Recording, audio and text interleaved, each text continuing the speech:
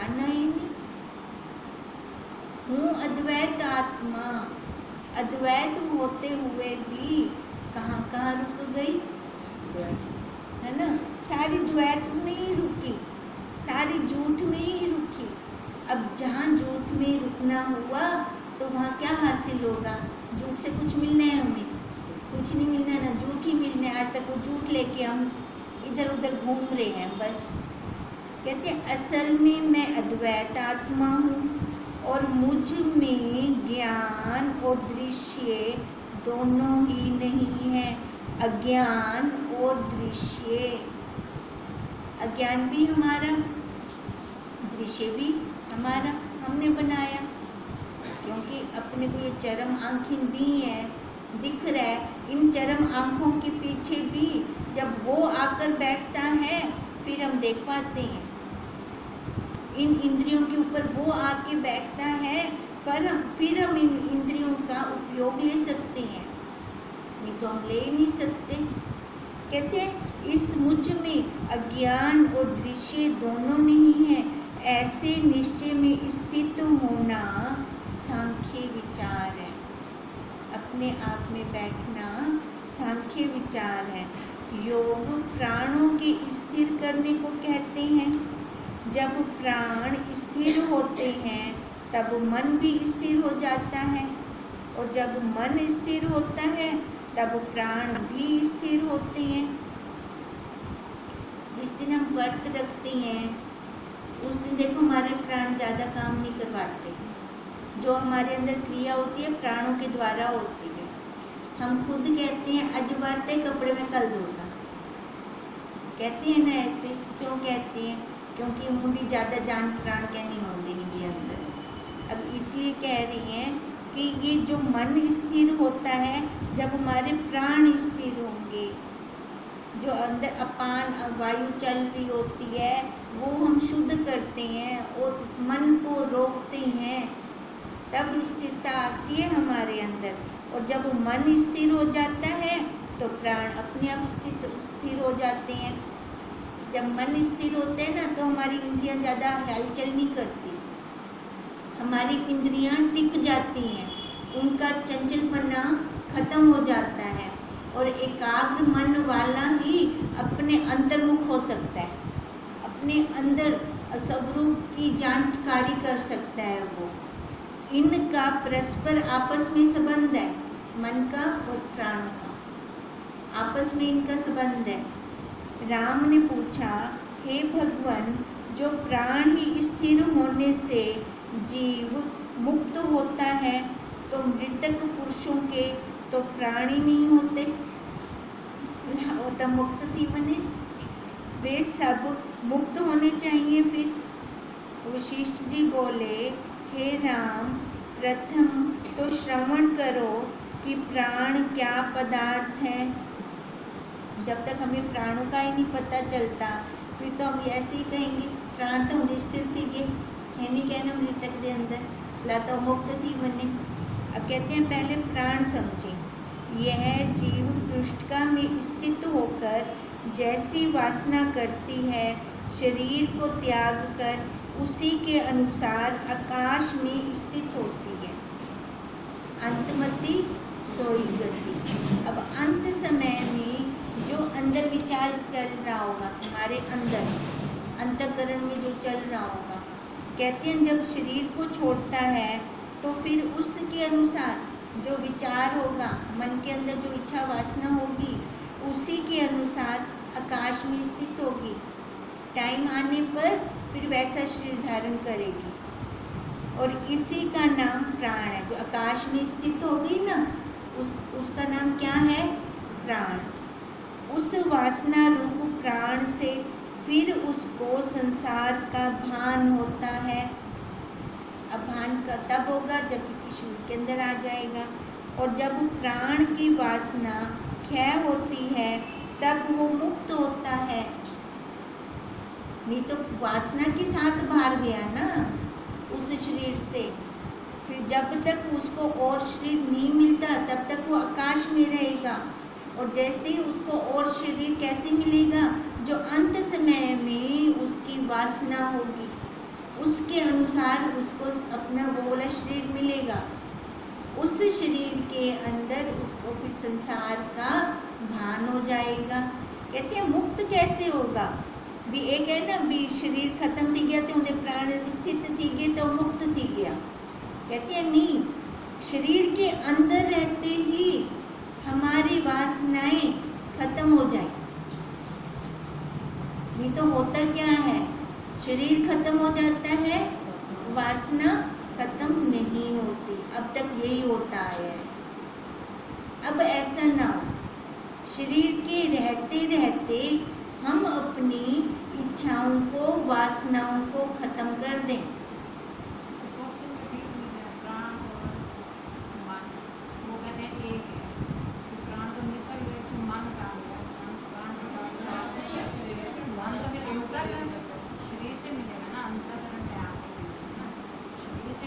देखो अंतःकरण होता है तभी वो प्राण चलते हैं ना हमारे, है ना।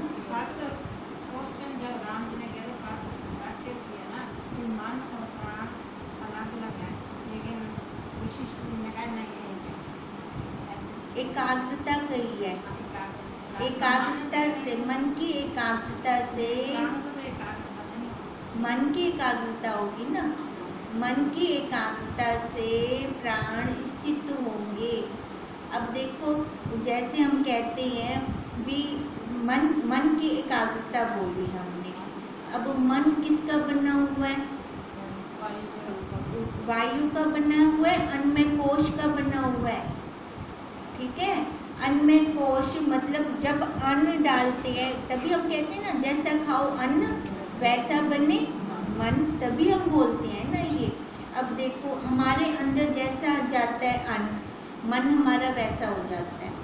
अब मन की एकाग्रता होगी। अब मन हमारा स्थित है, अपने हाथ पैर इंद्रिय कहने हिल दे, नोटिस करनी है इस बात को, है ना। ये हाथ पैर आंखें तक ये कैसे हिलती हैं? मन तक नहीं हिलेंदा उनको, कौन हिलेंदा? प्राण। इन दोनों का आपस में संबंध है।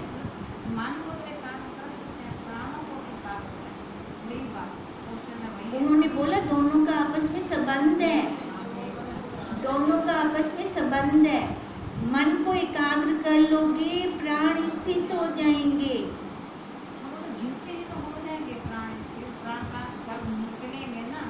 जब साथ नहीं निकलेगा ना, मैं ये कह रहा हूँ। वासना मन अंतःकरण एक नहीं है, एक है ना ये। हाँ, ये एक है ना ये, ठीक है। अब देखो जब हमारे लास्ट समय में जैसी वासना में शरीर हमने त्याग किया, वो पृष्ठ का हमारी आकाश में रह गई। आकाश में रहने के बाद जब उसका और शरीर की नियति होगी और शरीर धारण करना है ना उसको, क्योंकि वासना से गई है बाहर। जब हमारी सारी वासनाएं खत्म हो जाएंगी, अंत समय में कुछ होगा ही नहीं हमारे अंदर, मेरे को ये चाहिए, या किसी के प्रति राग चल रहा हो या किसी के प्रति द्वेष चल रहा हो, कुछ भी ना हो। लव शरीर क्या धारण कर से होगी कि में बार अपने स्वरूप में, जब कुछ नहीं चलेगा तो अपने स्वरूप में जाएगी, है ना। जब अपने स्वरूप में गई वो तो है ही वही, जो वो का बोल रहे हैं वो निकलेगी, कुछ भी ना हो,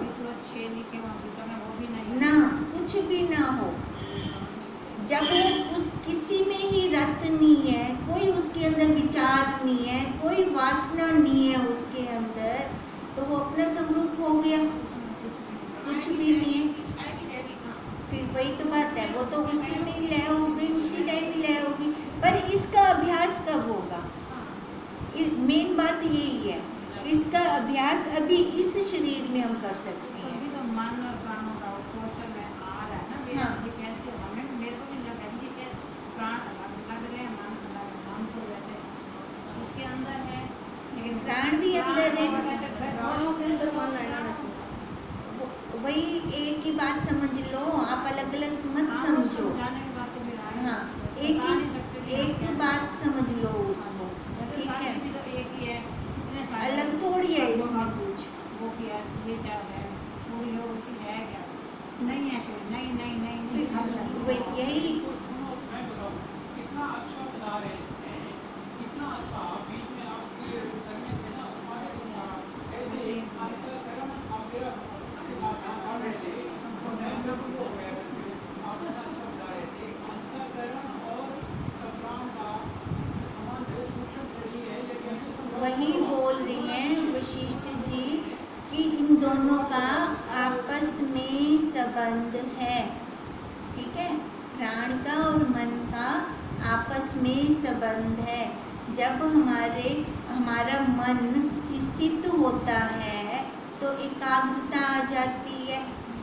एकाग्रता आने से प्राणों के अंदर इंद्रियां हमारी हलचल नहीं करती। इंद्रियां हिलती किससे हैं? प्राणों से हिलती हैं। ठीक है, जो वायु अंदर आ रही है जा रही है उससे हिलती है। अब कहते हैं लास्ट समय में जैसी वासना के साथ ये बाहर जाएगा प्राण, तो वैसा ही कुछ देर आकाश में रहकर फिर वैसा शरीर धारण करेगा। ये वासना के साथ गया, वासना के साथ प्राण सूक्ष्म शरीर है, लिंग शरीर अंतःकरण में है या तभी मैं कह रही हूँ आप इसको एक ही समझ लो। अंतःकरण समझ लो, अंतःकरण जब बाहर गया प्राण भी उसके अंदर ही आ गए।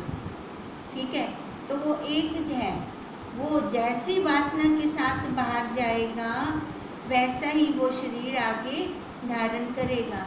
अब अगर वासना से भी बिना वासना के बाहर जाता है तो फिर तो शरीर ही नहीं धारण करेगा, वो तो गया, खत्म हो गया ना। हाँ, तो ऐसे ही देखो, अब मन में अगर हमारा इच्छा आती है, जैसे हम कहते हैं कि चावल खानी है, राजमा खाना है ना, तो ये प्राण चल पड़ती हैं, इंद्रियां चल पड़ती हैं। इंद्रियों के पीछे प्राण है जो इनको चलाती हैं, है ना। इंद्रियों के पीछे प्राण है, पर इच्छा कहाँ आई? मन में आई। अब मन के अंदर आई, मन तो नहीं कर सकता ना, करेंगी तो ये इंद्रियां ना। इंद्रियां अपने आप तो नहीं करेंगी, ऐसे तो मुर्दे की भी इंद्रियां हैं, वो अपने आप नहीं कर सकती। अब उन इंद्रियों को चलाने के लिए पीछे वायु चाहिए, वो प्राण वायु चाहिए। अब वो वायु काम करवा देती है। अब तभी उन्होंने बोला कि इनमें संबंध है आपस में, है ना। अब शायद ऐसे क्लियर हो जाएगा। तो हाँ, बैठ के बाहर जाता है। छेद ले जाता है ना, भगवान समय में छेद ले जाता है ना। छेद जब प्राण शुद्ध होंगे फिर तो कुछ भी नहीं जाएगा, वो आदान प्रदान ही केंद्र से है बात। अब तो हो ही है। हाँ। मेरा भी मन में आया, मन के प्राण एक छठा मन साथ में जाता है ना। हाँ, वो साथ में जाती है। जब इच्छा वासना हम अभी खत्म कर दें, अपना मानो किसी भी चीज की कोई वासना शेष है ना, इसकी पूरी कर दो। एक बार मुंडा भोग देखते एक गिने एक भी जॉब अब मैंने ना करिए, मन तो शरीर के साथ है ना। जैसे अन्न में कोई बोल तो जब निकलेंगे तो सिर्फ प्राण निकलेंगे ना, वासना के साथ तो ना जाए। अब ये वासना तो ये हम सारा पुरुषार्थ इसलिए कर रहे हैं ना, इसलिए कर रहे हैं ना ये सारा पुरुषार्थ कि कोई इच्छा शेष ना रहे, कोई वासना शेष ना रहे। मेरे को खुद लगा कि है हम तो गाँव में उठाएंगे आकर राम जी ने पहले बोल दिया है। अब यही राम जी ने तो यही कहा कि आपने बोला कि जब प्राण स्थित हो जाते हैं तो वो मुक्त थी वेंद है ना। अब वही अब उन्होंने कहा ऐसे तो मुर्दे के भी स्थित हो गए तो वो मुक्त थी बने। तो वशिष्ठ जी ने बोला ना, ऐसा नहीं है। वो प्राण कब स्थित होंगे? जब इच्छाएं वासनाएं खत्म होंगी। देखो, जब हम मन को एकाग्र करते हैं ध्यान समाधि में, है ना, तब हमारे अंदर कोई इंद्रियां हलचल नहीं कर रही होती। इवें शुद्ध बोधी खोई बैठे हों दोनों टाइम होता है, फिर इंद्रियां चली फिर नहीं चल रही होती उस टाइम। जो पीछे भी निकले जैसे प्राण स्थिर कर लेते हैं अंदर, जैसे घोड़ा बिठाना प्राण तभी होते हैं कि वासना के हिसाब से बैठे हैं। ये वासनाओं से ही सारी हलचल हो रही है। वासनाओं से ही सारा कुछ हो रहा है। जिसके अंदर कोई इच्छा शेष नहीं रहती, वो नकारा थी वेंदे क्या काम था क्या नहीं रहता, किसी काम का नहीं रहता लेकिन बहुत काम वो तो राम का वही है ना, संसारियों के लिए नकार है वो। हाँ, अपना काम हो गया ना, वो तो खुद जान रहे ना, चाहे संसारी जो कुछ मर्जी बोले, है ना। यही कारण होता है कि संसारियों को उससे मजा नहीं आता, उसको संसारियों से मजा नहीं आता, और संसारी अगले नहीं था पागल है, तब बोर है, इनको छोड़ो। हाँ, पर उसने अपना काम बना लिया। ये तो कोई ज्ञान नहीं जान समझेगा। ऐसे तो निकलेगी कहानी, जानबूझ के नहीं जाता। यही बात कह रही हैं, यही कोई ज्ञान नहीं समझ सकता है ना, सारे नहीं समझ सकते इस बात को। अब इसलिए कहते हैं उस वासना रूप प्राण से फिर उसको संसार का भान होता है जब उसने दूसरा शरीर लिया, और जब प्राण की वासना क्षय होती है तब वह मुक्त होता है। ज्ञानी की वासना क्षीण हो जाती है। इसलिए कहते हैं कि अगर इस शरीर के अंदर अभी कोई वासना शेष है तो एक बार मुद्दा मजा ही दिखा दो। हाँ, ये भी तो पूरा कर गए, बिल्कुल। एक बार ना इसको दिखा दो, उसका भी मजा तो हिंदा भी देख गए, मतलब तेरे अंदर कोई रह मने भी ए वाली मैं पूर्ति नहीं की थी, अभी तो पूर्ति करके देख लेगा, खुद निष्कर्ष निकाल लेगा, यहाँ पे भी सुख नहीं है, यहाँ पे भी आनंद नहीं है। जब एक बार सारे भोग भोग कर देख लिए, फिर खुद अपने आप कहेगा वहाँ लय होना है, उस साइड जाना है, फिर अपने आप बोलेगा ना। ये विद्या ही ऐसी है, अपने आप चलने वाली है, डंडे से नहीं चलवा सकते हम किसी से, और वो पूर्ण भी नहीं होगी, है ना। डंडे के जोर पे हम किसी को अंदर बंद करके बिठा दें, काम नहीं बनेगा। अपने आप बंद थी बाबे लाता काम बन वैसे हमदा। अब इसलिए कहती है ज्ञानी की वासना क्षीण हो जाती है, इससे वह जन्म मरण से रहित होता है। जैसे भुना बीज फिर नहीं उगता, वैसे ही ज्ञानी को वासना के अभाव से जन्म मरण नहीं होता। किसी वासना के साथ जा ही नहीं रहा, कहीं रुक ही नहीं रहा, किसी में उसकी आसक्ति ही नहीं है, परिवार में, बच्चों में, है ना, किसी में नहीं है। वो अपने स्वरूप कहने विच कहने तो अपने स्वरूप में ही है, वैसे ही जा रहा है, फिर उसका क्यों आगे जन्म होगा। हे राम, जन्म मरण दोनों मार्गों से वो निवृत्त है। तभी हम कहते हैं मेरा लास्ट जन्म, तभी कहते हैं। क्यों? क्योंकि अब कोई वासना शेष तो है नहीं, केंद्र विच रखूँ वासना, सारे पासों देख गए, स्वाद आ गए, और दोबारा वो स्वाद की नंदी इच्छा क्या नहीं। कहते हैं और उसे दोनों का फल कहा है। अब क्या कि हे राम, जन्म मरण दोनों मार्गों से वो निवृत्त है। कौन? ज्ञानी। और उसे दोनों का फल कहा है। हे राम, ज्ञान से चित्त सत्य पद को प्राप्त होता है। ज्ञान से कह रही हैं, भक्ति से नहीं कह रहे, ये ध्यान दे। भक्ति क्या है? तप। तप से ये इधर ज्ञान में आएंगे। ये ना होवे कि भांडे को खाली मांझते बैठे रहे बनो।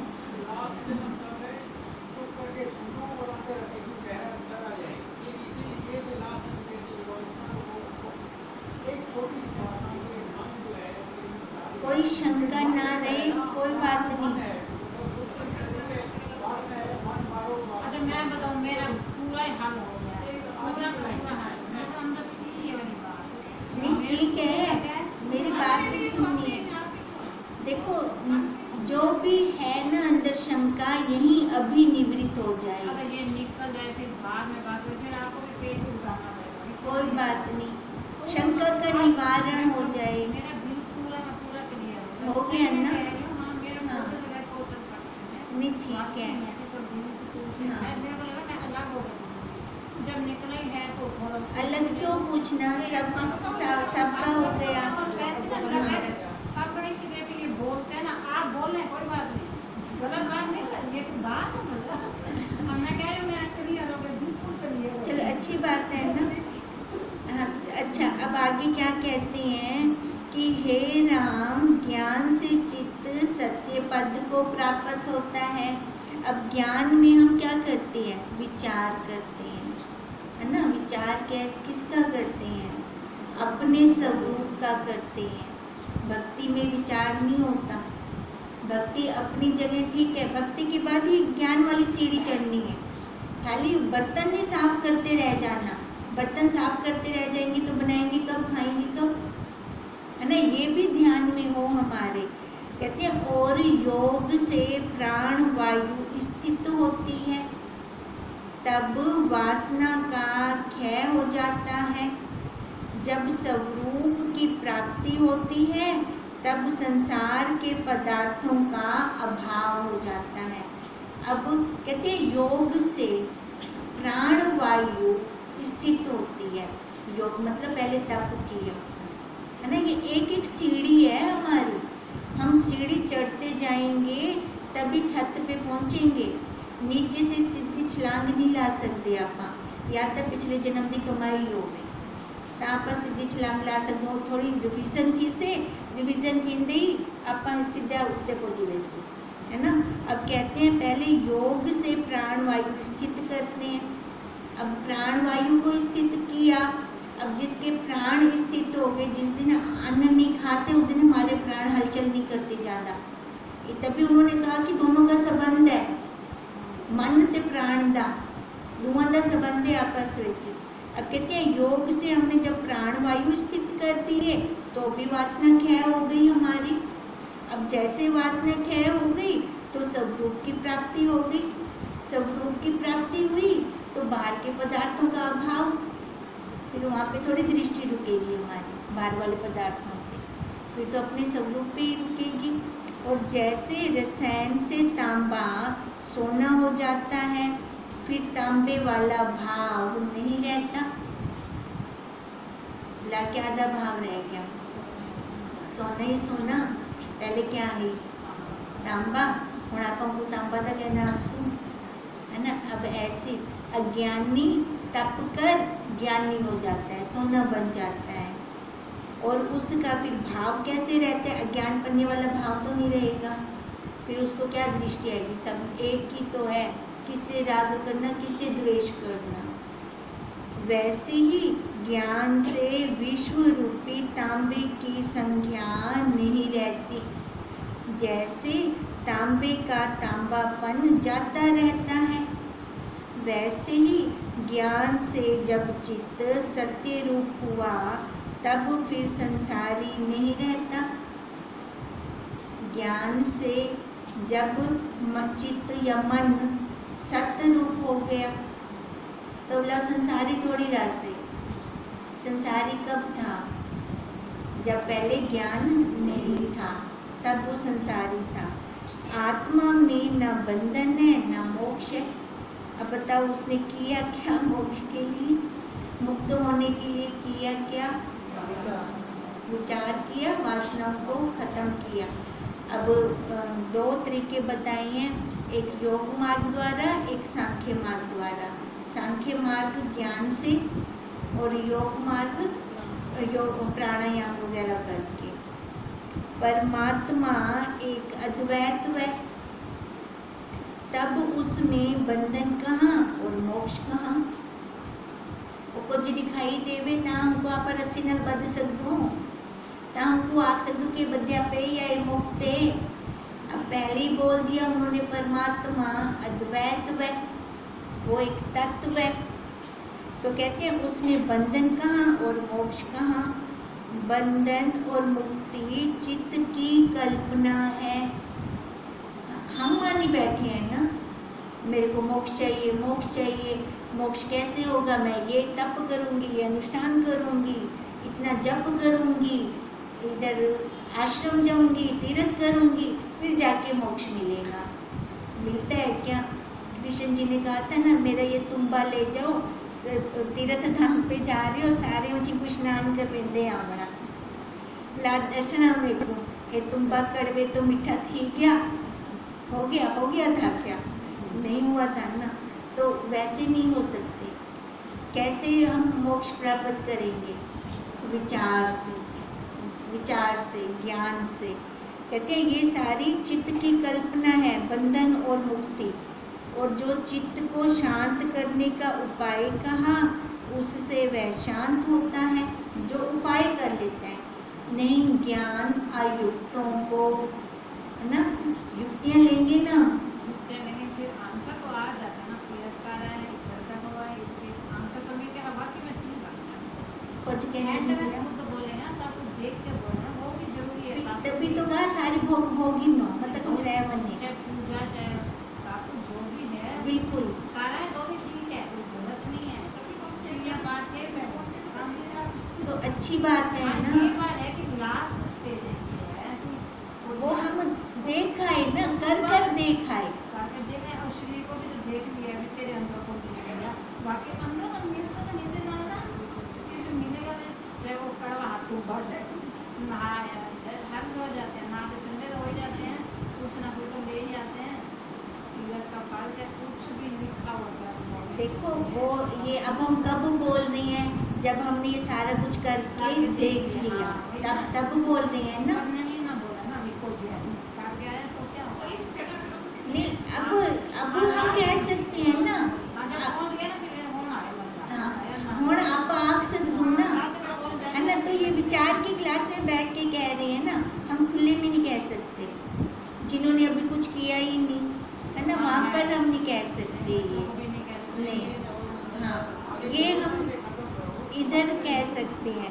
अब वो कहते हैं और जो चित्त को शांत करने का उपाय कहा है, उससे वह शांत होता है, इसी को मुक्ति कहते हैं। अब मुक्ति किसको कहा? अब चित्त शांत किसका होगा? जिसकी वासनाएं खत्म होंगी। और बंधन और मुक्ति तो कोई है ही नहीं। चित्त के उदय होने का नाम बंधन है और चित्त के शांत होने का नाम मुक्ति है। यही मोक्ष है। और कोई हमें स्पेशल कोई और दूसरा मोक्ष नहीं चाहिए हमें। अब अपनी वासनाओं को देखना है तो हाली हिडे भी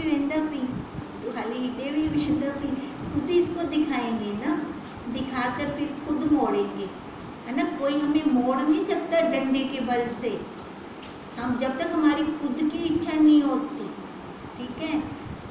ओम तम नमः